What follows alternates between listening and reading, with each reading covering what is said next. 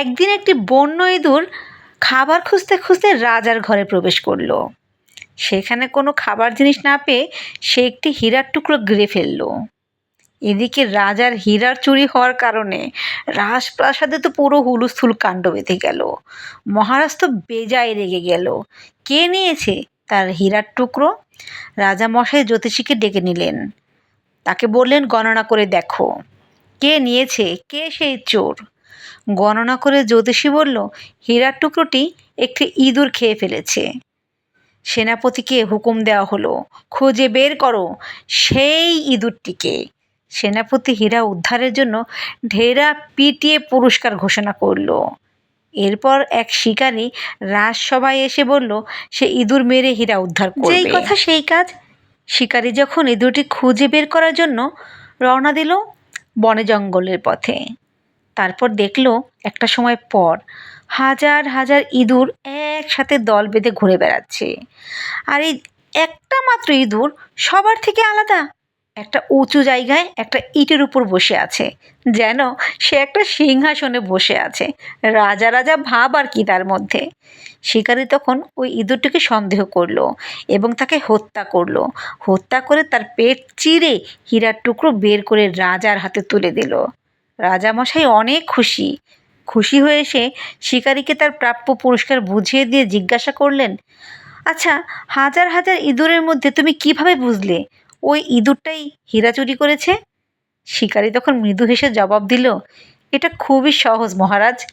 মূর্খ যখন হঠাৎ বিত্তবান হয়ে যায় তখন নিজেকে অন্যের থেকে আলাদা মনে করে, নিজের জাতির সঙ্গে চলাফেরা এবং মেলামেশা বন্ধ করে দেয়। এই মূর্খ ইঁদুরটাও তাই করেছিল। হীরা চুরি করে নিজেকে সবচেয়ে ধনী এবং ইঁদুরদের রাজা ঘোষণা করে আলাদাভাবে বসেছিল। ব্যাস, আমি সহজেই তাকে চিনে ফেললাম, আর আমার সন্দেহটির একদমই মিথ্যা হলো না, ভুল প্রমাণ হলো না। নীতি কথা হলো, হঠাৎ অর্থাগমে স্বজন বা বন্ধুবান্ধব ভুলে গেলে ধ্বংস সন্নিকটে। অর্থাৎ টাকা পয়সা যদি আপনার হঠাৎ হয়ে যায়, তাই বন্ধুবান্ধব বা চিরচেনা ওই আত্মীয় স্বজনদেরকে ভুলে যাবেন না, কারণ আপনি আপনার নারীর থেকে কখনোই বিচ্ছিন্ন হতে পারবেন না। এই জন্যই তো কথায় বলে, বড়লোক যদি গরিব হয়ে যায় তার স্বভাব চরিত্র তখনও বড়লোকই থাকে, আর গরিব যদি হঠাৎ করে বড়লোক হয়ে যায় তাহলে তার সে ছোটলোকি স্বভাবটা দূর হয় না, তাই না? যাই হোক, আজকের গল্পটি কেমন লাগলো জানাবেন, আর সেই সাথে জানাবেন আমার রান্নাগুলো কেমন হচ্ছে। রান্নার ছলে ছলে গল্প শোনালাম আপনাদের, তবে এটা গল্প হলেও কিন্তু খুব বাস্তব আর শিক্ষণীয় একটা গল্প। কি বলেন আপনারা? আজকে কিন্তু যে খাবারটা রান্না করলাম এটা কেউ কেউ খায়, কেউ কেউ খায় না। যেটা হচ্ছে যে পুঁই শাকের গোটা ভাজি করলাম, আর এই পুঁই শাকের গোটাটা কিন্তু একদম আমার নিজের গাছে থেকে আমি তুলেছি। তো মাশাআল্লাহ, এটা দিয়ে খুব মজা করে ভাত খেয়েছিলাম। আর এখানে হচ্ছে কাতল মাছের মাথা দিয়ে আমি মুগ ডালটাকে দিয়ে তারপরে মুড়িঘণ্ট রান্না করলাম।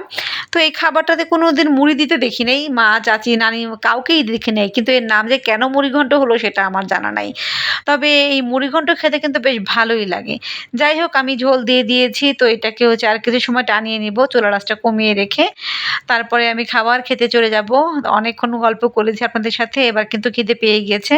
তো আপনাদের কোন কোন জেলার মানুষ হচ্ছে এই পুঁই শাকের গোটাটা খায় সেটা জানাতে পারেন, আর আপনারা কে কে খান না সেটাও কিন্তু জানাবেন। যারা খান না একবার হলেও ট্রাই করে দেখতে পারেন, এটা খেতে কিন্তু সত্যিই অসম্ভব মজা লাগে।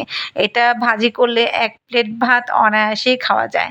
এই রোজা রমজানের মাসে কিন্তু সবসময় মাছ মাংস খেতে ভালো লাগে না, তো এইরকম খাবার হলে কিন্তু তৃপ্তি সহকারে একটু ভাত খাওয়া যায়।